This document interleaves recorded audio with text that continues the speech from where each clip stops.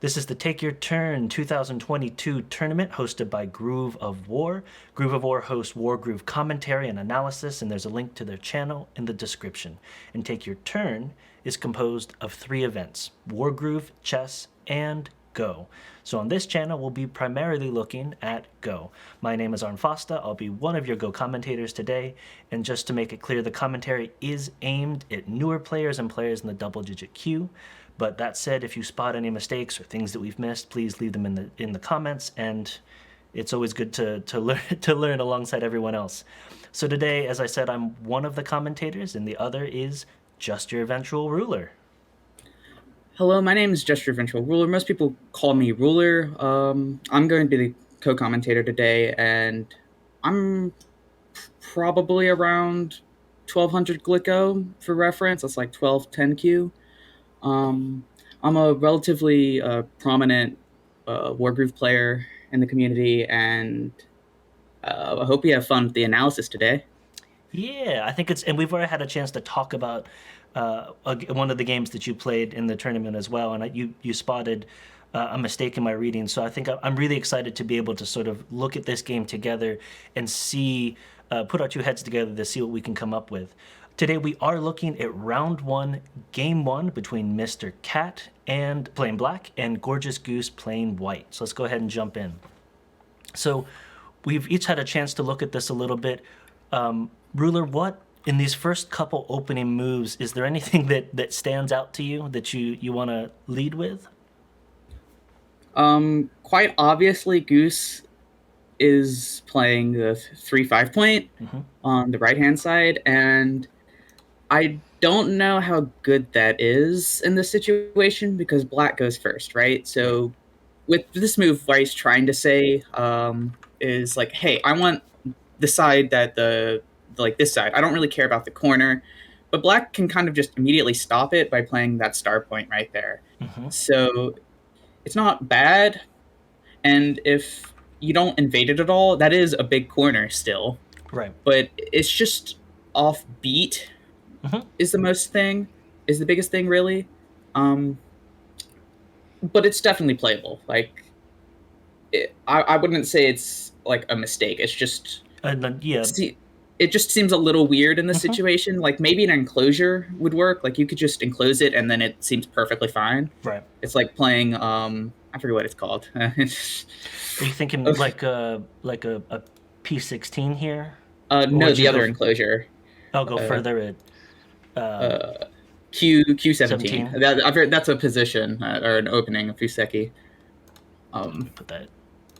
Yeah, right there. That's a common way to play. You play A first, and then you play the other one, and then you develop around the board. I'm curious your thoughts. So Goose goes ahead and starts with that R15 play, then pushes out, to me in a really interesting way, with Q13 here. I'm curious, which is the intent to be that. I'm curious. So we're looking at. You just talked about the Q17 play and the Fuseki, the familiar Fuseki, with trying to take that corner and then move out. And it seems like Goose, was it 13? Yeah. Goose seems more interested in being aggressive. I'm curious your thoughts on this, because it feels like the concern I have here is that you don't really have anything stable in that corner yet, and you're already trying to jump out, but you're not able to get very far because you've got that. You're immediately heading into that Q10 stone from MrCat. Do you think there's? What do you think the intent is, and do you think that it ends up working? Well, in my opinion, it's just too small. Like this is way too early to be playing a move like that. Black will easily have options later on to, like, I guess, would it be a skirt or a shoulder hit? You can play a stone at R12 later on to try and undermine that base real quick, especially if you invade earlier. So it'll be really hard. That white group is probably going to be running for a while. It's going to be a little tight, right? Without the enclosures. Can we follow up on that? Because I think that was one of the things I was looking at. That if when we're looking locally for a minute, looking at that R12 play, instead though, MrCat is opting for this O12. do you think the concern there? So R12, as you were mentioning, allows you to push underneath and try to prevent white from getting a stable base off the right hand side to work with. Force give black a little bit more structure there. The fact that MrCat is opting for the O12, what do you think it does for black? Because it feels like it kind of gets out in the center, but it isn't really building. Is it to try to push white up? Because I'm wondering what other alternatives we might look at if the concern is that if the concern, for example, is that black feels like they need to push up towards the center to prevent white from getting in. I'm wondering them, for example, if just an invasion up in the corner, even playing up in the upper center in this area here, would have been a better way to go about trying to prevent white from getting an easy hold. But do you think that reading is right, that the O12 is trying to stop white from gaining a lot in the upper center, or is there something else going on? So I think the intent is to try and limit white's potential in the center specifically. Okay. I think it's too early to do that is the main thing. It is almost definitely a bigger play for black right now to try and get inside of white over here, because white is threatening to take a bigger space. As if you can see, if you just like kind of drew a quick line, black does have a lot of influence over where they can push, but white has the bigger outline. Right. So it makes more sense right here to either like play 10 again, like be thematic, play 10 again, try to push from the center. You have a lot of options there too. If white blocks one way, you can just simply invade the other way. Or you can just directly invade at the top. Maybe take the enclosure, maybe take somewhere in the center, like you said. I think the issue, it's just a little too slow for the opening right now, a little too reactive. You need to be a little more flexible with what you want to do, in my opinion. Okay, that makes a lot of sense. And that so we have some good alternatives here for where else black might look to play instead, that I think do make a lot of sense. And I like the way in which you highlight, at this early stage in the game, we often really want to keep our options open because we don't know exactly how things are going to develop, and this move does seem very active and sort of forces you into that one line of thinking. And then we see that there is this confrontation here as they both sort of strengthen their stones. I don't know if anything sort of in this exchange stands out to you. Not directly. I think if you back up a little bit, sure. Goose just had the cross cut. Like after black tries to, so what move is this? Move 15? Yep. I think it's a little smarter here to cross cut. With because an N12 here? Yes. I like the idea of trying to remove the potential from that side, because what I'm seeing is that black will run to the left and white will run down, and you'll get a complicated position, right? But white is a little bit stronger because they do have that 3/5 stone at the start, right? Right. So if black tries to push in, it's going to be really hard, and white does have future prospects of going to the center anyways, and can potentially run out to the D7 stone. Are you looking at a white or a white follow up with like an O11 to force it closed and then give yourself like an N11 to give yourself that, or are you looking at it trying to cut through in two areas and work with two different weak groups? I think just splitting the groups is good, but probably in this situation it makes more sense to keep your stick strong. So probably playing at P12 was a bit too weakening, so you'd want to take the Atari later and just take the free cash. That's fair. That's very fair. Yeah, so trying to be a little bit more. So in the game we have, the result here instead is that things kind of settle more quickly, and a little bit of a more defensive play back. And you're saying that in this situation you have the space and you have the momentum that you can consider just being a little bit more aggressive to keep black from being able to freely begin to build in the center like that.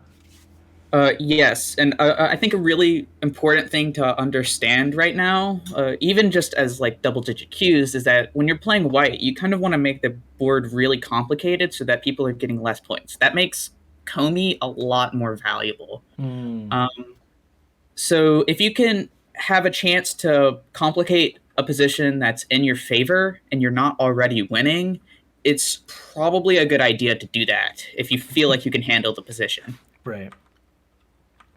One other thing, this was a smaller thing for me, but I think a little bit in line with what you were saying within the game state and the way it ended up playing out. I think that you have Goose playing it at P13 to, solidify, really create a strong wall here and avoid any complications. But I'm looking at and thinking about the possibility here of just simply either taking on the most direct route of an M13, or perhaps even pulling out a little bit further to an M12 on move 20.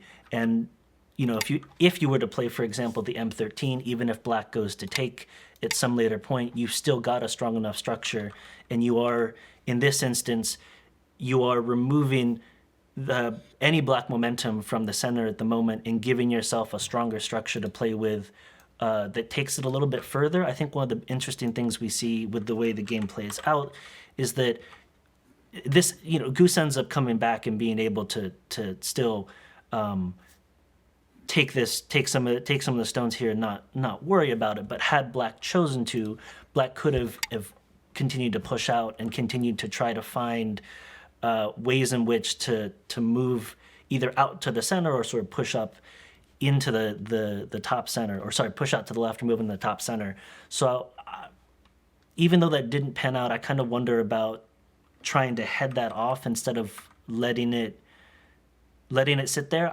I guess like it feels like that P13 is a good defensive move, but unnecessary given the state you're in. I don't know if you feel like, do you feel like that? I agree. Yeah. It's a bit too urgent right now. It's potentially too dangerous because that also absolutely gives black a reason to play a ladder breaker somewhere and just like make a two-space somewhere that also breaks that and just be very stone efficient after the extension. So just like, yeah, after the capture, you still have Sente, I think, because you capture, right? And then black tries to capture, but you'll be able to defend, right? Right. So black will either keep the co alive and keep Sente, or if they feel like the stick is like maybe in danger if you take the co, which right now it doesn't seem like it. So black would probably Tanuki, right? Go play somewhere else. Right. But it does create a co threat for white later, which could potentially be useful, depending on how you like to play.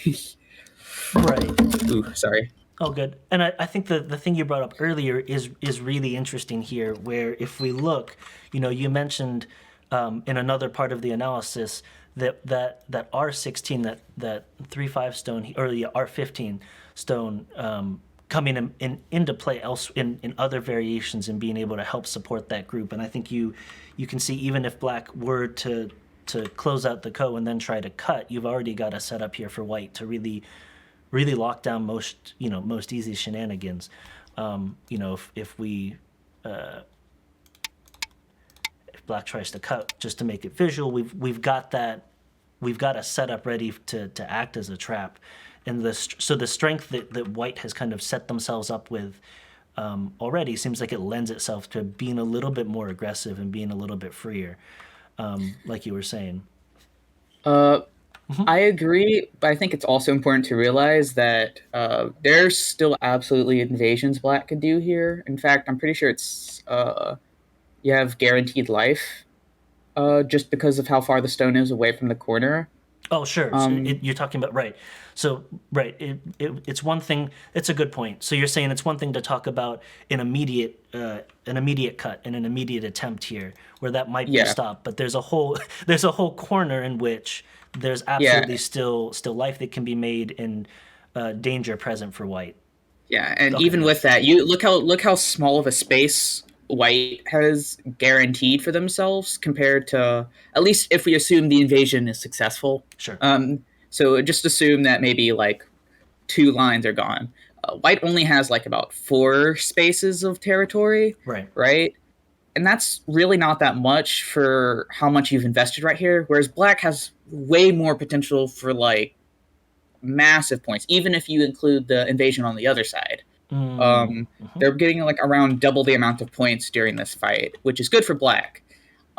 And Black still has the option to just go and make a two-space base somewhere. It's too open for White right now to really out like to for this exchange for me, in my opinion, to be really worth it short term for or long term, some term for right, White. It feels like it's giving Black too much strength to like stop invasions coming in from the side, which is kind of what you were trying to do. You were trying to go for the side in the first place with the 3-5 point, right? mm-hmm, So it just feels a little bit against what you're trying to do. You're just saying, okay, I have this really far stone, right? That isn't going to really stop an invasion.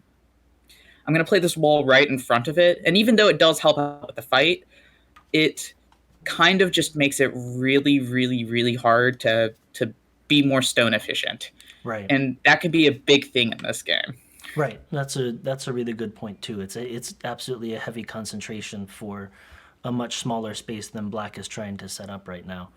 Um, if we look at the game and how it plays out, so we do see that White goes ahead and Goose decides to take with M13 afterwards. I'm I'm curious about this about the follow up here. So we have Cat setting playing at D10 here to kind of separate these stones, and then immediately going with the N10 play. Is that so? I think obviously I think we're going to talk about some alternatives to this. Do you think the concern here was a concern that with after M13 that White is going to push down and Black is trying to head that off? Is that why we have the N10 to kind of corral Well, White? if you wanted to, okay, so just as an alternative, immediate alternative, if you wanted Yep. to stop White, you still have to worry about the other stone to the left of that. I'd say a knight's move away from that stone group is probably, yeah, right there, is probably a little bit stronger at that, because White can only just descend. White can't jump here because Black will just cut it off. Right. Do you, Um, so with that said, do you feel like at the larger state of the board that it's necessary to be that looking at the knight's move and looking at this towards the center here makes the most sense, or would you be looking elsewhere to move next, given that you Okay, have this is Santa? this is the hard part about Go. You have a bunch of choices here. Hmm. Just like in the opening, you have a bunch of choices where you can play. Um, Tengen is also an option here, funnily enough. Just playing directly in the center, saying, okay, well, I can just start throwing stones everywhere on the board. You're not going to be able to do too much about it. Um, or you could play A. I feel A is a bit more reasonable than the Kosumi, Hmm. just because you're stopping more and you're a little bit closer to your friend stones on the other side. Hmm. Maybe potentially play the top star point, or maybe make a base down there. That's still a very juicy area. Maybe invade somewhere in the top right corner. It's still there's a lot of strength there, but if you're going to invade, this would probably be the time to do it. Makes sense before, Um, yeah, when there's still a lot of open space to work with. or even make a even approach the top left stone somehow. Yeah, I was kind of You could be wondering. pretty Do you you could think be it? pretty severe. Would you go A further light than it? approach Hmm. a light approach could work. I feel like you could consider one space higher just to be a little more severe. Do a three stone Um, jump, or go? Or you're saying go a little bit higher in terms of more towards the E line instead of the D line.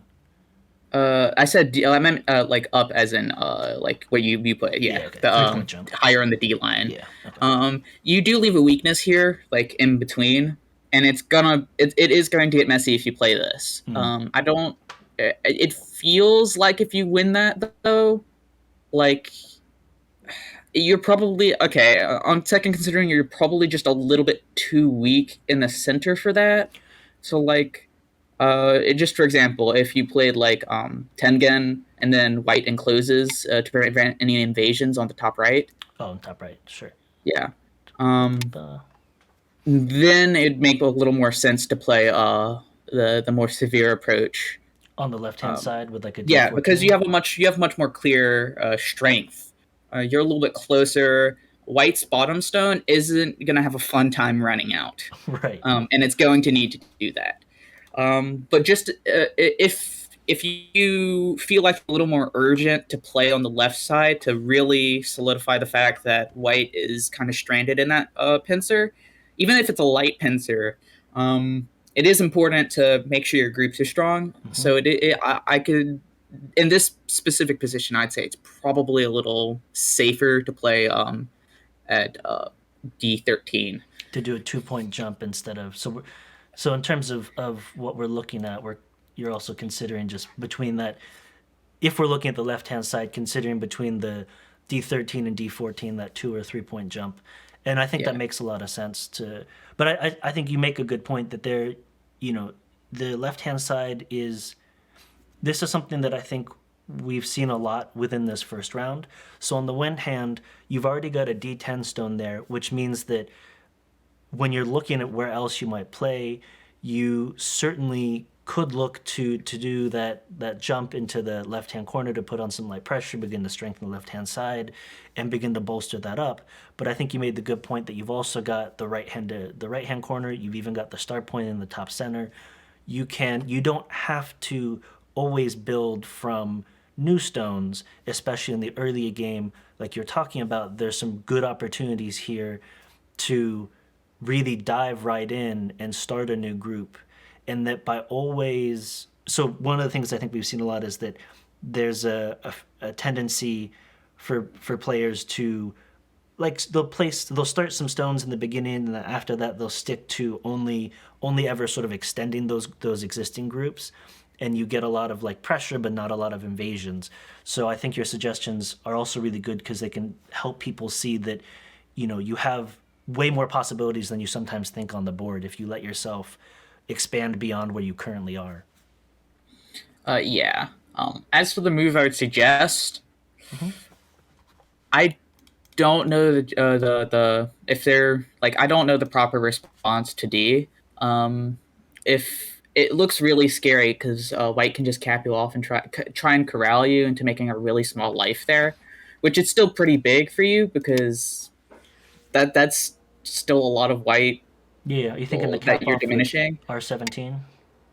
Yeah, that looks natural. And then I guess I honestly don't play. I should research this more, but I don't play against the 3-5 enough to really say what's the proper invasion. So right here, if you have no idea what to do, it's probably better to just invade the group less directly. So probably wouldn't even consider the space jump. You want to live inside of white's group, so I'd consider a 2-space base on the second line near the top. Probably something pretty flexible to where that you can expand both ways. So somewhere on the LMK line, probably. Not second line, third line. Yeah, okay. My bad. So you don't want to be second line. Second line's a little too passive. Yeah, so you're looking more here to start with. And you're saying that gives you the option that's open enough that you're not going to come under immediate pressure, and it gives you the option to push down to the right hand corner here without really immediately putting yourself in danger, and then also kind of gives you the chance to begin to, like, it kind of gives you a way to go either way, and begin to eke out something from inside white. Yeah. Yes. I think so. Unless you really, really, really want to approach, I think it's generally better when you're invading, at least like this, like this would be considered an invasion, right? Your would seems to be white's territory. So it seems it's just better to have more options rather than just be like approach and I'm gonna like then extend because white might pincer you, right? This is white's territory. White can pincer you, so it makes more sense to try and combine the threat of an invasion with the threat of placing more stones in other spots, right? Right. And this is also a consideration for when you play the third line stone. In this position, I'd actually say it's significantly worse to play the third line stone since you have no central presence, so you're still going to be running quite a bit.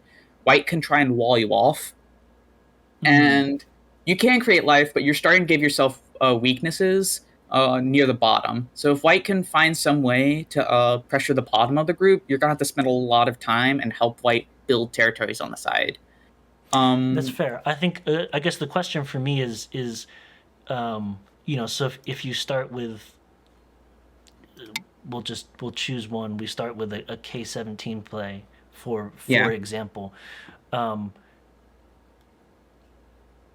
Where are you thinking that white comes in with like a I guess at the moment it seems like there is white does have a decent presence here, but it feels like you have a decent amount of room to run, and maybe I'm being overly generous with how much room you have to play with, but it seems like whichever way you get pressured, you can pop the other way to give yourself some room and start to dig out space. And white doesn't. I guess I'm not sure whether or not white currently has the stones in place to lock you down before you can make life. But no, they don't.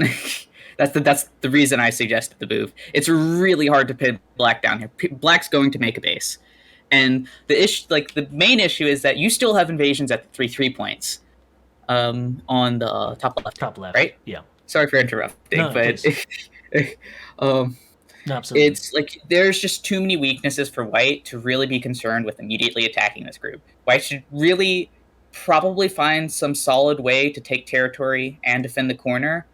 So right here, this is why I think playing on L might be a little stronger for black. So like just go to L for a second. Yeah. So like an L17? White would want to do an enclosure on the top left to prevent you from getting an easy life and from a 3-3 invasion, right? So now you still have the option to play both ways. Because if you play a large knights, it's pretty guaranteed that you get life, I'm pretty sure. Maybe it's co still. But if you play a smaller enclosure, which is what I would probably play here, the 3-3 invasions are really difficult to pull off if your opponent knows what they're doing. So you still have the option to come in and extend that way. So white will have to either choose between allowing the 3-3 invasion still and forcing you to extend the other side, or you guaranteeing that the 3-3 invasion is going to have a hard time existing, right? Right. But, so is white you're going to build it. Is what you're talking about looking at the difference between like a G17 or an F17 and a G17 play here, whether you would want to pretty much push yourself a little bit farther as white to try to put more pressure on black at the risk of exposing the 3-3 point, or whether you want to try and lock down the 3-3 point with B and put less pressure on black's L17, giving them more free range for how they move in the center. Yes, okay. And it's really important for white to not have let this happen in the first place, if I'm going to be honest. Usually it's the best policy when you can help it. Yeah. Yeah. The thing here is just there's just too much space. That's the main thing. The stick does help. The stick that white has helps make it a little scary to really expand. Like black is going to have to live pretty low. However, you have to consider that this is still white's territory.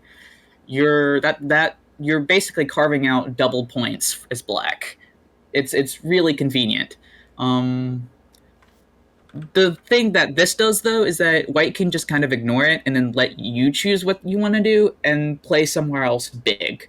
You still have black still has 3-3-point invasions, so right. You could probably go ahead and play some of those right now at this point. Tengen is still open somewhere in the center. The center looks strong for both players, just in general. whoever gets there first is going to have a pretty good advantage on reduction. But it might be a good idea to have somewhere in between the top left and the center development, just to kind of make sure the groups are split. But in that same vein, you might want to extend your pincered stone so that it has more room to breathe and doesn't get quashed. Right. I'd probably do a 2-space jump from that stone. That's Out into like the center? invasions first. Yeah, into the center. It helps you with the center presence, and especially if you do the invasion first. Even though it builds strength for black, you're not going to want to be running in that direction. You're going to be running closer to the center anyways. So I wouldn't say it's too big of a deal. Right. And anyways, if you want to invade, you always have the other corner if you feel like the strength is too much for black. I think another thing too, another point that you're making, and another one that I think is common among players like us, is that there's I think also something we have to keep in mind is that we are looking at this as sort of white's influence and potentially white's territory. So any incursion black can make is both an increase in their territory in black's play and potential points, but also a reduction in whites, which is always true. But I think it's also very easy when we're first starting out to become like frustrated, like to think that this is what I'm going for, so this is what I have to get. And often games, you start with these big ideas, but so much of the game is trying to adjust, and maybe you end up settling for the corner, for example. Maybe you end up, it's rare that you stake out a space early game and every bit of that grand plan always comes together. So a lot of it is, how do I of course, if you want the corner, if you want this whole left top, you have to expect that black is going to want to try and divide it as well. And so then the question really is, what am I willing to lose? What is okay to lose, and how can I make sure I do that in a stable way? But I guess I remember myself, I would set up a situation like this, and I would see black invade with something like, an L17, and I would think that I'd screwed it all up. But since playing longer, learned that a lot of it is, okay, well, naturally, black is going to look for those opportunities, and that's just to be expected. So now I need to be looking to shift my plan, or expect that black is going to not let me take every little bit I want, and I need to be ready and reading for where I expect black to come in and how I plan to curtail that. But I just remember that being a big thing for me when I was trying to look at these big frameworks. Yeah, that's also a thing that I have dealt with. As me, I play a bot called Kosumi a lot. So, and they don't like to invade, but when they do, it's usually like a guaranteed life, right? So you'd see it and you'd be like, oh, I can't kill this, right? I've just lost half of my moyo. It's gone. But in reality, you usually, if somebody invades, if they play too close to one of your stones, you have the option to fight it off using like a pincer. That is really a good way to build, like, to guarantee like points on one side while building up the other side. You also have options just to invade. Like, if your opponent invades you, chances are you can invade your opponent somewhere. Like, right. Usually, unless you're playing in the middle only, and even then, like, there's some crazy things you can do and go. It's just important to know that Go is absolutely a game about what you're willing to compromise and what you're not. And if you're going to be trying to build big things, right? You have to let them. Your opponent has to let you build something big. Usually, they have like chances to complicate the game and fight it out, right? And then it's less about how big the territory is, and versus who gets the bigger kill or the more important kill, right? Right. Because the game's going to devolve into fighting. It's just too big for black, right? Or white, or whoever has the bigger potential. Right. Once you get through that. No, go ahead, please. It's just important to know that if you get invaded, they're trying to complicate the game, and even if they invade you, there's still huge points on the board to go for, and still a lot of reduction. Like if plays somewhere in the center, you're really reducing the center stone on the bottom for black, and you're making it hard to push in from the left and extend that stick wall, right? Right. And if you jump with the pincer stone, you're absolutely reducing black too.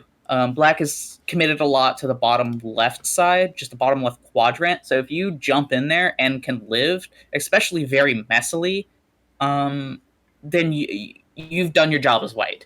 Mm-hmm. You just gotta make sure you have enough points by the end of it to like to win, right? Right.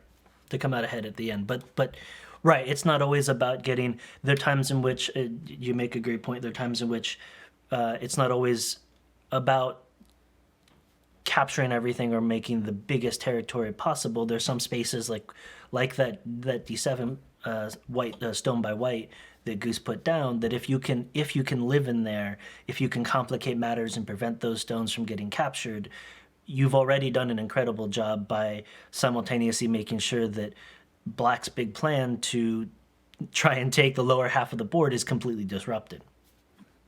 Yeah, Black is gonna have to try hard to try and stop this.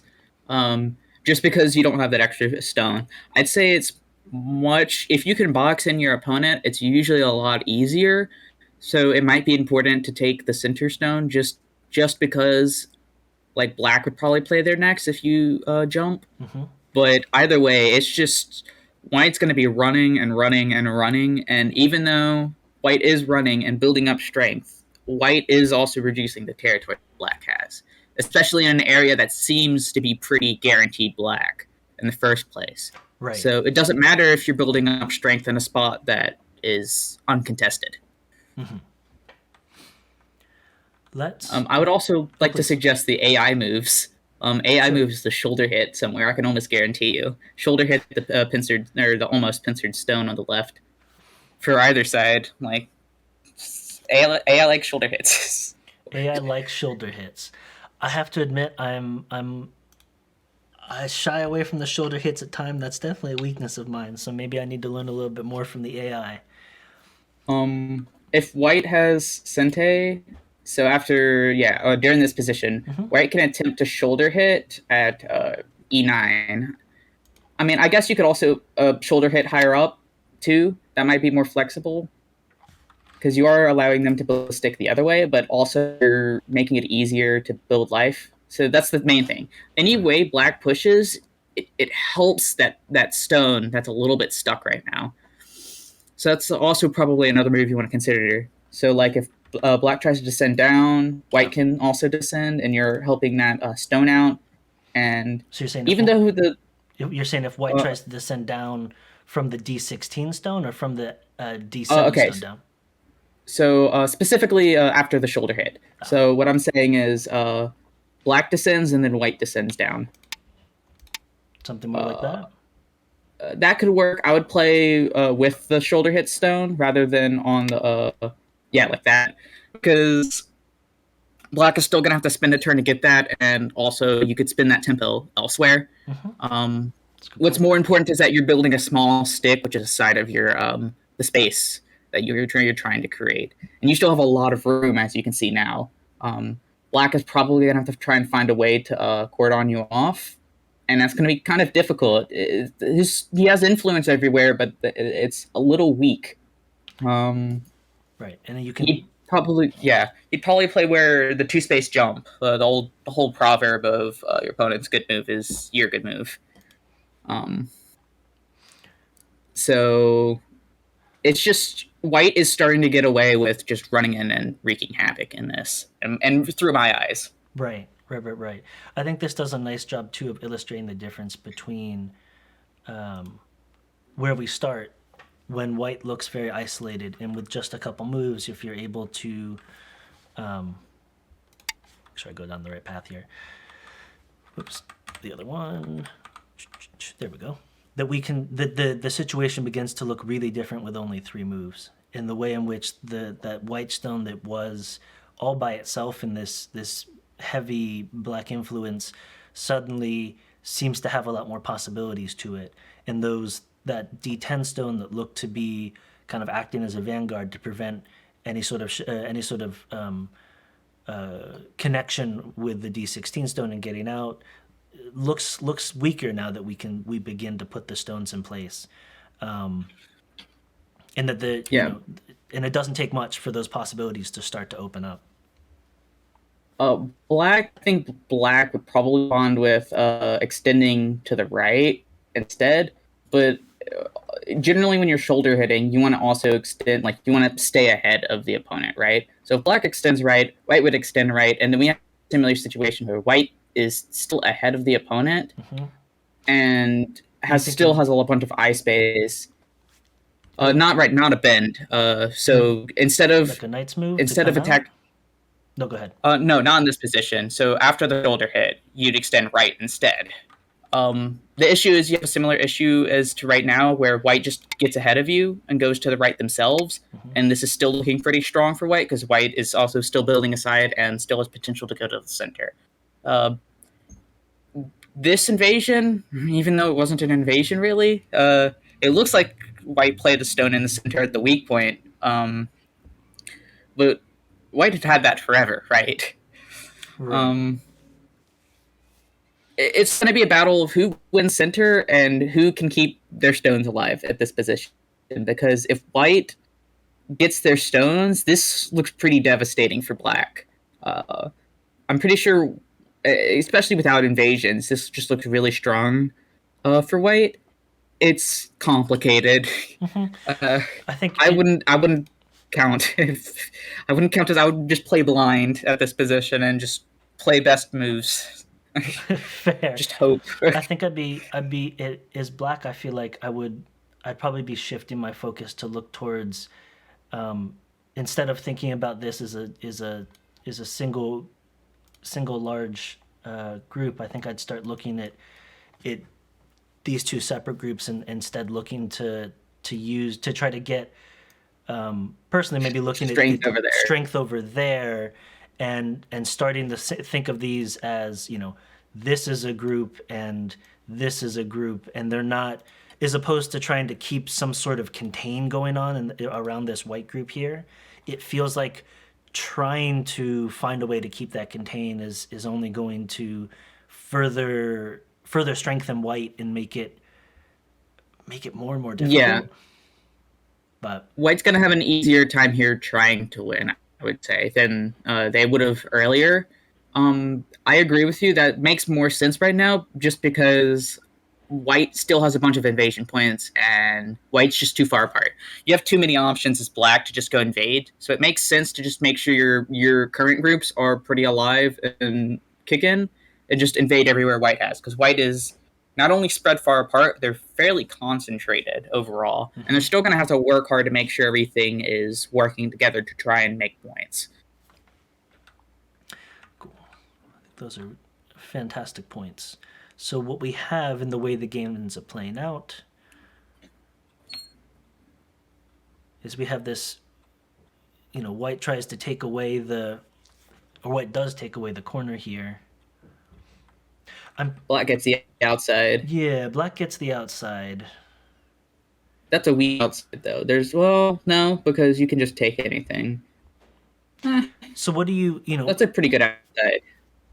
Now that we're 16 or 20 moves into that, and we've seen the right corner or the bottom left corner settle, what do you think about the two relative positions now? So white looks like they're doing better, because that wall is, even though it is working as a wall, I feel like black wasted Sente on that move. I don't feel like it accomplished anything. So a common mistake is that you're gonna I'm gonna reduce, and then you realize, oh wait, it's not in Sente, and that happened right here. Black tried to push in and reduce, but that white doesn't need to respond this turn, so white gets a big move somewhere else instead. With the A7 play? Yeah, that's a very common mistake. If you were going to want to try and make white respond to something, I would pick the cut at the bottom. That cut is looking very spicy. um, I'm wondering. because Mhm. and even if you just don't want to waste Sente, black should have played over there. That feels more important to black than it did to white. And white getting it is a huge win for white in my eyes, because black's it is if white can consolidate the bottom, right? White still has areas to like monkey jump, just flat out try and make points on the bottom. You still have Asians on the right. If you win the center, which it's kind of hard to tell from a few of the other positions we looked at, black could have taken initiative on the center, Right. but the move that they played was a little slow, so white could probably seize initiative there. It looks to be a pretty close game now, but if black played on the left side, it looks to be much harder for white to win, in my eyes. I wonder. The only thing I wonder about that A7 play is I wonder if which I think that in this case this wasn't a worry they needed to be concerned about, but I was curious if they were worried about the B9 clamp.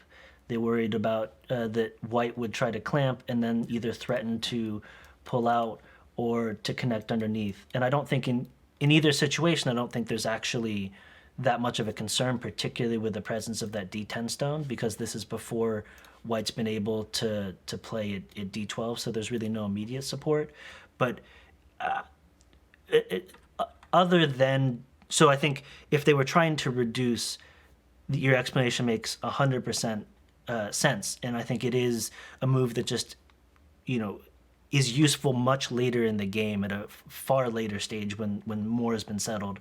And if there instead was a concern about B9 and a clamp, I think reading it out and seeing the ways in which that D10 stone can really help prevent any white from really being able to get out would still have given you the luxury of being able to just keep pushing on ahead and keep Sente and keep the initiative. Ooh, that felt that's unnecessary. That's also just another. You think it's another strengthening defensive that they're worried that it's too weak and felt like they needed to. That's possible, but the thing is, with the type of connection that realistically you shouldn't need to worry about that. There, however, I have learned that there is a peep there that white can do, and it can be very annoying. Usually with the trumpet connection, or I think there's also a lion's mouth, right?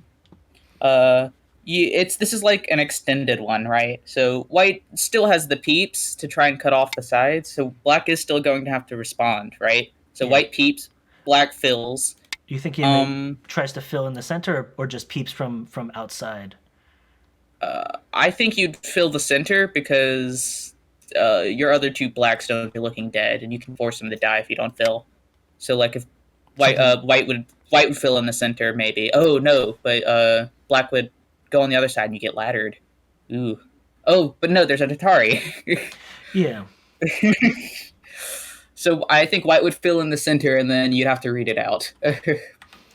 I think you make the I think your point though too about the. I think you mentioned this earlier as well, in that the. Maybe and correct me if I'm wrong. Maybe I'm not reading it right.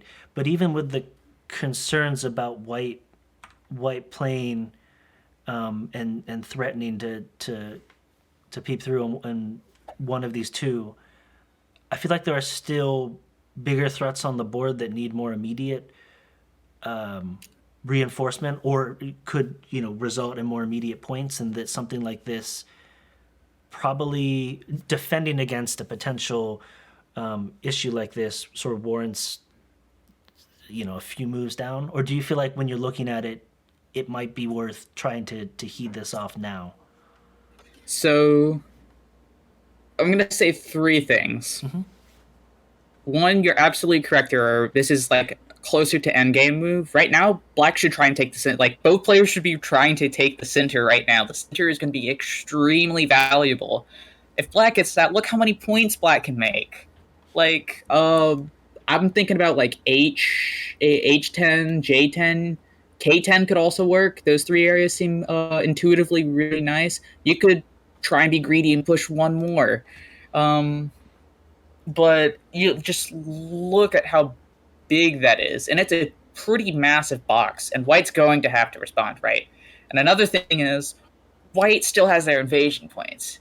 Whenever you're making something big, you also want to try and keep Sente for, your invasions. You want to try and be able to do other stuff after you finish. You want to be on the attack.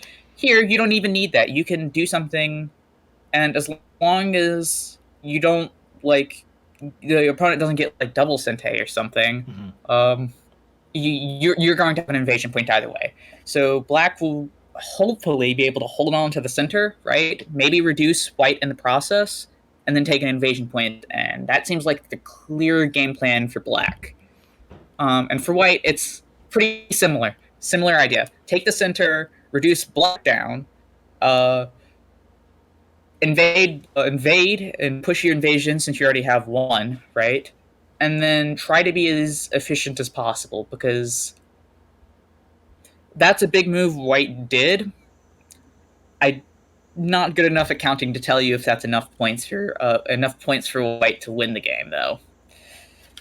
Right, that's fair. And my counting at this point is definitely not strong enough for me to casually casually say without real careful counting. So I wouldn't want to. Computer likes Black, it says. In this position still. Yeah, it still likes. Well, not no. Okay, computer analysis.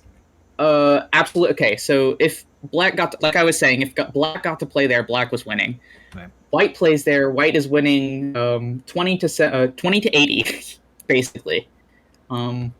Because okay, no, it's pretty close to 50-50 now.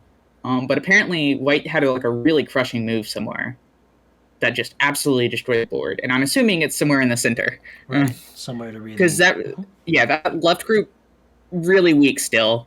Well, if White can just really push through Black, Black is going to struggle to gain points in this game, even with the invasions. Invasions don't usually give you that many points. I wouldn't say it's uncommon to only get 4 or 5 points. That's like a medium-ish corner. But after Black really doesn't try to defend that center, it becomes very easy for White to solidify their points, right? And then White has the invasion, right? White can get the center push. It should be a fairly easy game after Black tries to fix their defect.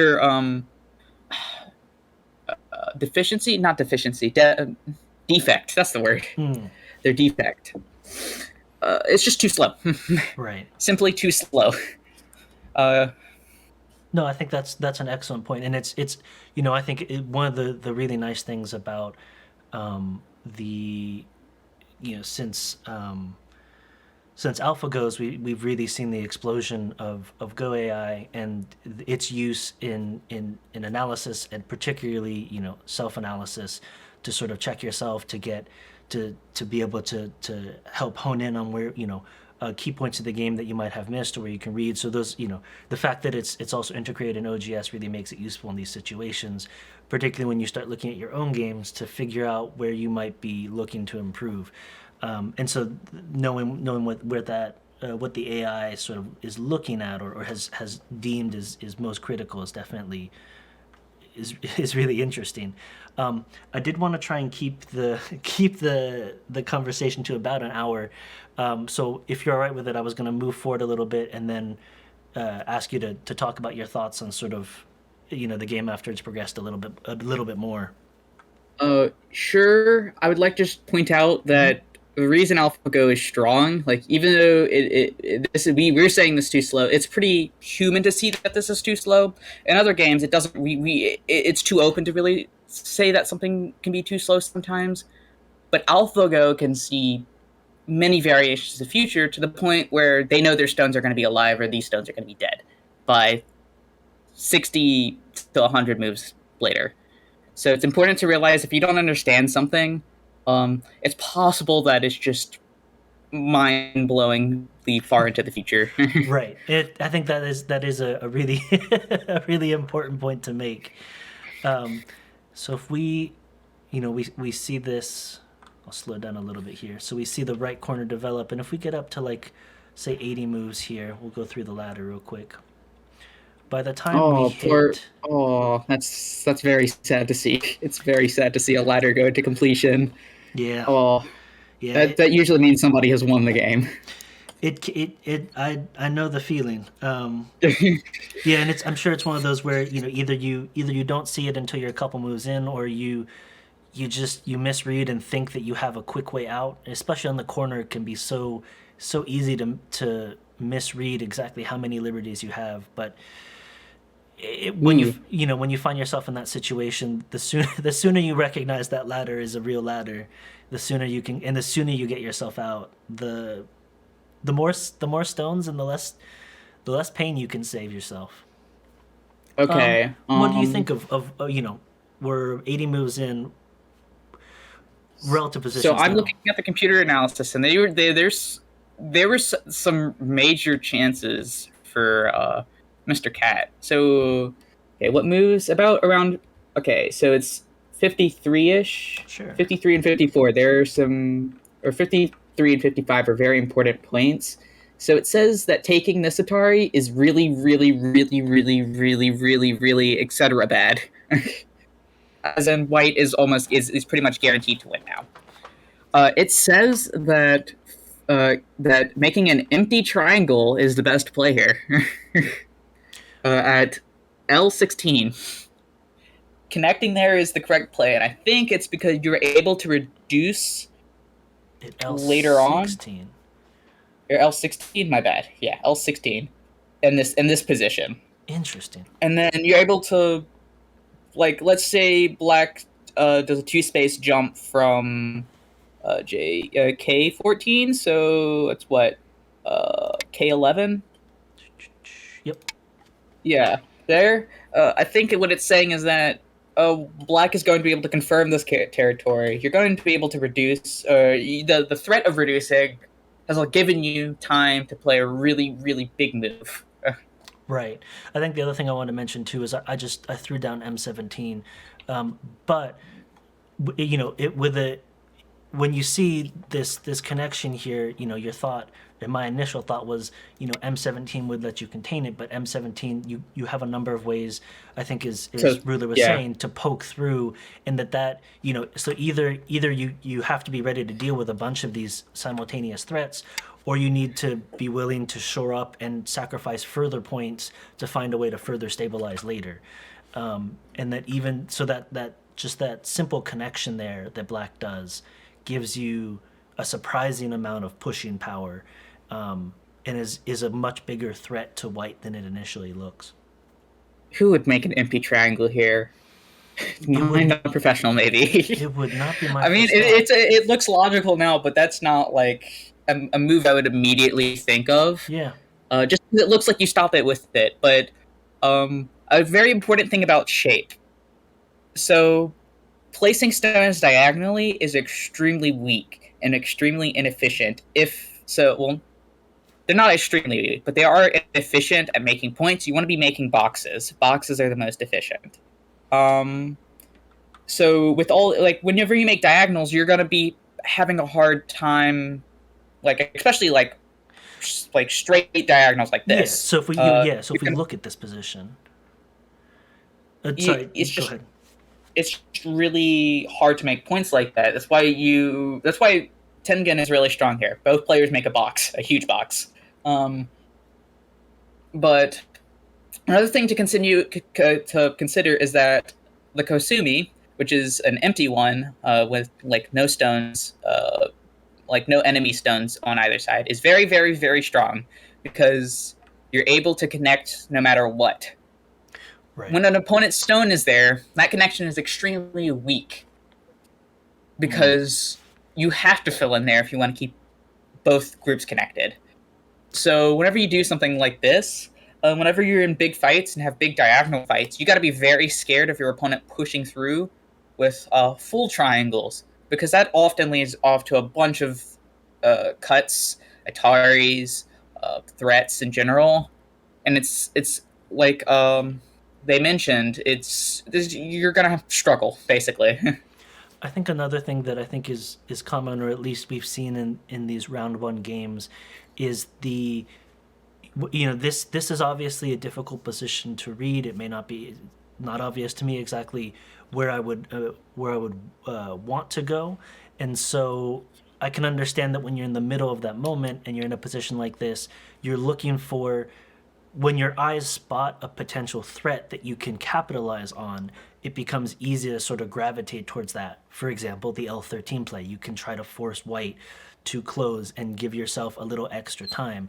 But Ruler makes the wonderful point that when you look at it, if you take a step back and look at the setup you're creating here, you are creating a number of very weak groups that don't really have a strong base to build from. And so you want to be double checking against, is that threat, if I leverage this threat, if I play L13, one, is it enough of a threat that my opponent actually needs to respond to it directly and close off?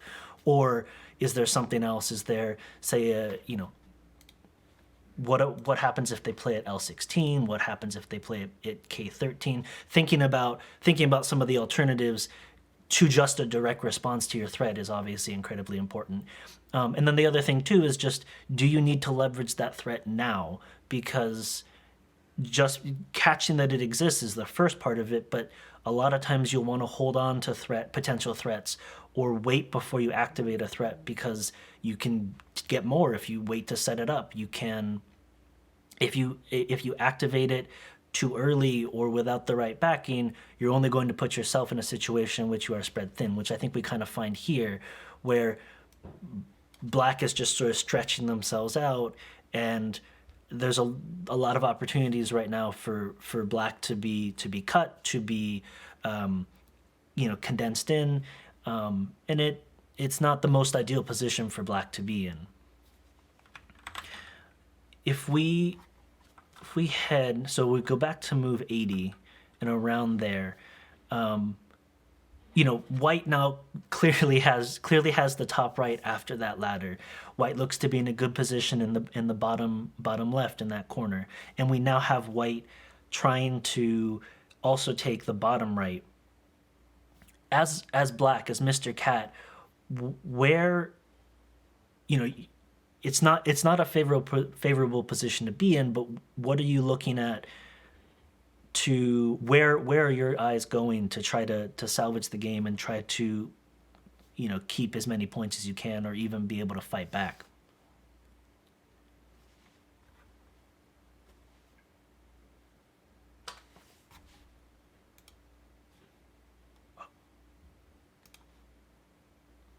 Ruler, if you're talking, you're muted, and if you needed a moment, that also works. Okay, well that explains a little bit. Oh, okay.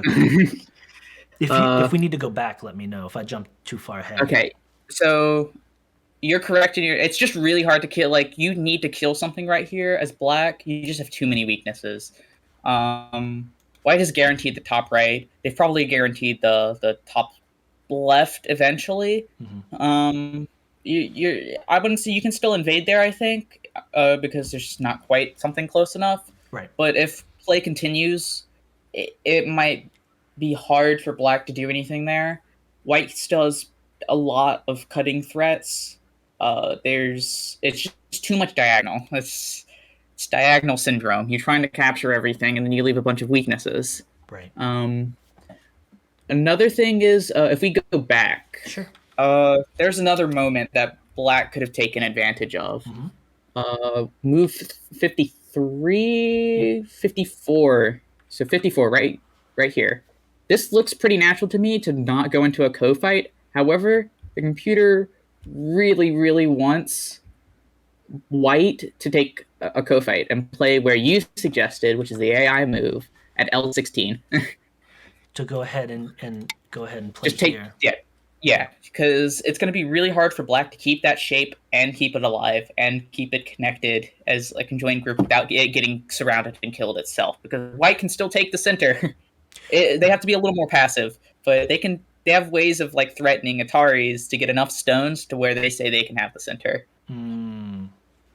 So like I'm looking at a major threat in my opinion is L12 right under that. If like black decides to take us somewhere, you threat even like it's gonna get into a messy co-fight really quickly. Right. Right. But white is slowly looking to solidify that center, and I feel like that move pushes white over the edge and allows them to jump into the center with enough momentum to really, really fight off black. So Goose doesn't do that and fills in, which understandable.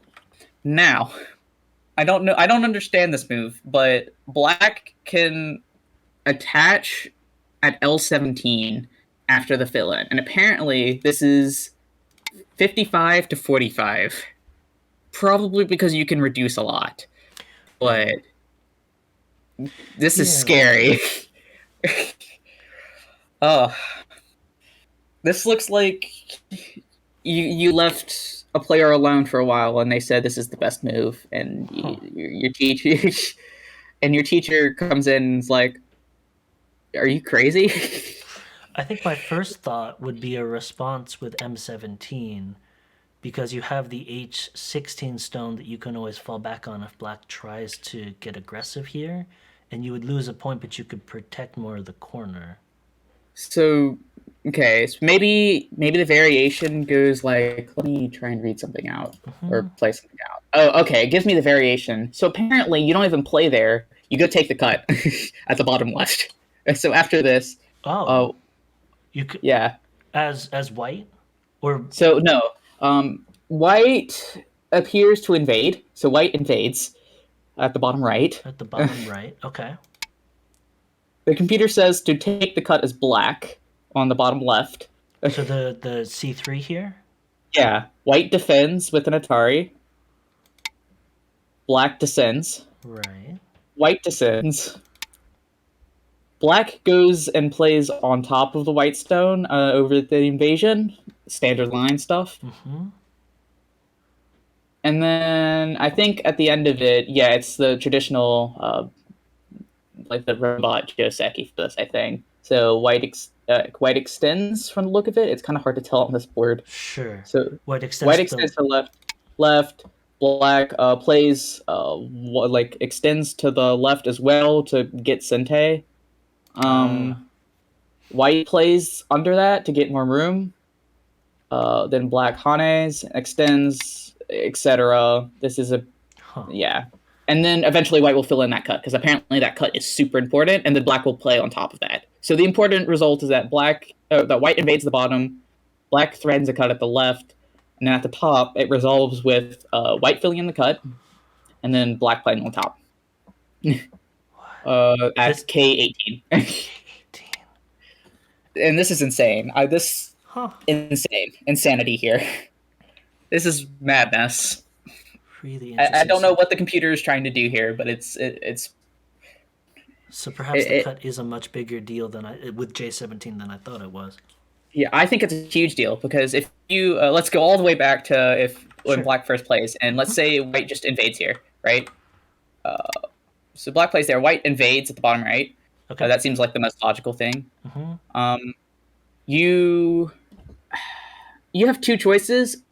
I think if you play at the It seems easier to play if you play on top for the top Atari, right? Sure. You play on top, white has to connect, and then black can jump and start reducing, right? That's pretty immediate to me. If you fill in the other side, let's say white shouldn't extend. I'll just let you in the capturing waste and give you stronger. So white should Atari. I would actually forego the Atari and just 2-space jump. You're talking about the bottom left here? Oh, no, I'm talking at the top. I'm talking at the very top. Okay. Yeah. So the very top. I'm saying J17 is, assuming black has Sente, yeah, J17. White Atari's to the left of that. Then black 2-space jumps or something. Jumps. You don't take the Atari. The Atari is a waste of time.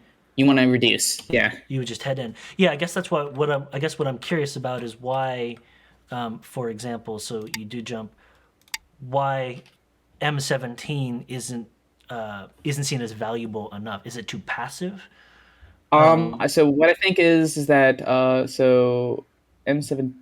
Wait, so I have black. So Right. white.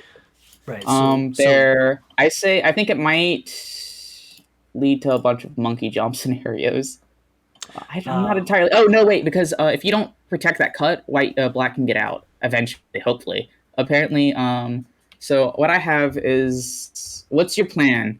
Because I don't know. I didn't think of this move whenever you suggested it. Yeah. So what's the plan after the black plays on top at K18? So the current reading is that if black plays at K18, I'm playing at H18. Black can push through at M16. That's what I would suggest. Just push straight through. Yeah, and then you play on top, and you try another co-fight, which is super scary. I see. That might not be good for black, but it's scary.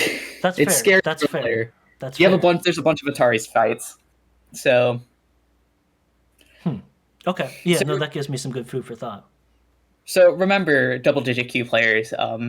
If you want to get into a bunch of threats, play diagonally. You'll be inefficient, but you might be able to kill something really quickly. You might be able to. So we're running probably around an hour or so. Let's go ahead. Let me go through here, and as we look at the way the game sort of ends up playing out after this advantage, I just want to get to the end. We see the bottom right. There's a fight here as Goose is able to take that right corner, and MrCat is trying to keep Goose, pushed down, but kind of struggles, but does manage to form a wall. And then we have this play a little bit later. There we go, straight into the center, like you were talking about. Eventually happens, and much later in the game, but you can still see even then there's still that pressure, and then they just everything sort of gets formed up here. Yeah. You can kind of tell that Black ended up having to be extremely over-concentrated because they had so many weaknesses. Right. So their whole entire top bit died, and because of that, Goose is able to convert pretty cleanly from that. What do you feel like? So this is how the game ended up. The big takeaways. What are some of the big takeaways for you in strategy or placement? So number one is probably, I feel like, I don't know if you could, it's almost definitely playable. I feel like the 3-5 point was played in the wrong direction at the start. Because black can immediately respond and take a big side. I would probably rather play it on the other side rather than and not like I meant the other side as in like flip it. So I guess the 5-3 point. You're talking just about the yeah, right there. Yeah, play that because that's the side that you want, because that's a bigger side, because that's connected to your stone. Rather, this is extremely aggressive, and if it works out and your opponent doesn't have the chance to invade, you get a huge corner, right? Right. But generally speaking, this is not a corner-seeking move. This is a side-seeking move. And if your opponent can take the side before you, well, you're kind of... Well, what was the point of playing this move, you know? Right. You sort of end up working against yourself if you're not able to keep the initiative and actually take advantage of what you're trying to set up. Yeah. Makes a lot of sense. Black setup is pretty standard. There was a weird move. I do feel like playing both. This move is playable. It's just trying to build a big, huge wall. I feel like is more so the standard. It's not really focused on what you'd normally play it, but it is using the stone to launch off and try and Are you talking about build a big area. Q13 on move 8 or a different move? This move, yes. And then the next move is probably not an amazing move. It feels peculiar is the main thing. It's too slow for right now. White has too many responses. It feels like more important areas to play on the board than right there to locally respond, because White's going to have a difficult time developing naturally. Right. So the next response gets into a fight where I feel like White gets over concentrated. and I think they lose. Do they lose Sente? They do lose Sente. I think you can win Sente. We discussed a variation where you can win it back. But that gives Black time to do a bunch of important things on the sides of the board. Mm-hmm. The main takeaway from this game is that you should be careful of invasions. B, shape is very important, and what you're building and why you're building it is important.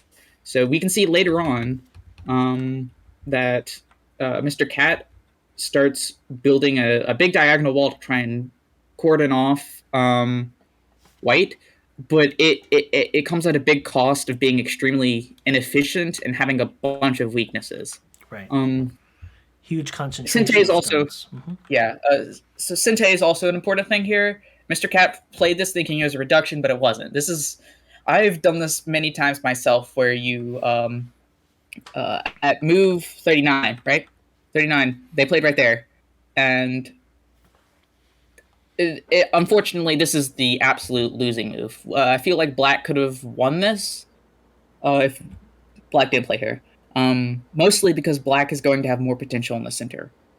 Because they'll get the move that White gets to play right after. Maybe not that exact placement, but in that area. Right. So if we just take a quick second, like the difference between what the board ends up looking like and what the board could look like if you played, here. I feel like it's more important to play on the side. So something like a 2-space jump from D10, so D13. You would go up. Yeah, something like that. Maybe even closer, like we mentioned, if we had something in the center brewing. Those 2 spots are really, really important right now, because that's really pushing down on White's territory. And if you just put the 2-space jump, just look how much more potential Black has. Black doesn't even really need to push in through White. If you just draw a quick line about where White looks like they have potential versus Black looks like they have basically an extra side of points to play with. Right. So they can just, as long as they can cut straight through the middle, pretty close to that, they should be winning here, even with the invasions, because both sides are still very invadable. Invasions is another key point. Goose eventually invaded, but there's other times where both players could have invaded where it made more sense. Mm-hmm. I feel Goose's timing was pretty correct. MrCat didn't invade at all, though, or I don't think they did. I mean, that counts as an invasion, I guess. K16, but it happens. It feels like after K16, from then on, it mostly feels like it's MrCat is reacting to Goose and sort of trying to keep pace. And I think you're right that I don't think MrCat is really able to. There's some moves here too spread throughout where I think MrCat was just looking for some sort of something to happen here, or trying to just keep time, and ended up ceding initiative a couple times. It also just further made it possible for Goose to get further ahead. Yeah. So just be very careful when playing moves. Make sure they don't lose Sente, or if they do, make sure you don't have like problems that you need to address or things like that. Like, make sure if you're going to lose Sente, it's worth it. Right, and there are times in which you may, there are times in which you absolutely may need to, but you're right.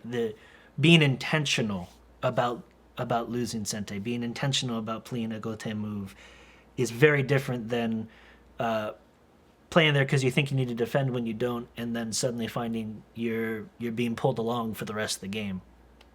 Yeah. Great. Was there, if anyone wants to keep up with stuff you're doing, do you do Wargroove commentary? Is there anywhere someone else could go if they wanted to sort of follow up or see more Go from you?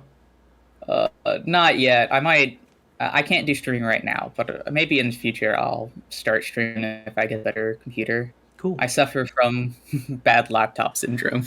It is so do a lot of us. And if that comes to be, I'll definitely make sure to update the channel description, make that information clear so that people will be able to go find you at that point. I really appreciate you joining me for the game. I hope we can do more. That was round 1, game 1 between MrCat as Black, Gorgeous Goose as White. With me, Today has been Just Your Eventual Ruler, who's also playing in the tournament, so we'll get to see more games. Rulers, anything before I do the last bit of closed and plug Groove of War again that you wanted to mention? A threat for Goose. I'm going to cook your goose. A threat Running issued joke. to Goose. I look forward to seeing that game. We'll have to talk Watch about me it. lose it. It's gonna be me losing it. That's what's gonna happen. I'm gonna be like winning for most of it, and then I'm gonna blunder something. 'Cause that's just my style. As soon as that happens, I will pull you to this channel so we can talk about it publicly. Get excited. No, I think I am really excited to see those games. We've seen that both you and Goose, I think, have a good reading of the game, and it's really wonderful to be able to sit down and hear your thought process, hear the way in which you approach the game. It's clear from both the first round games and just the conversation we've had that you've got a really strong sense of identity in Go, and you've got a really strong sense of style. So I'm really excited to see how that ends up panning out in these coming games, especially against Goose. You say that, but I just try to play big. I mean, big is a valid way to play if you can back it up.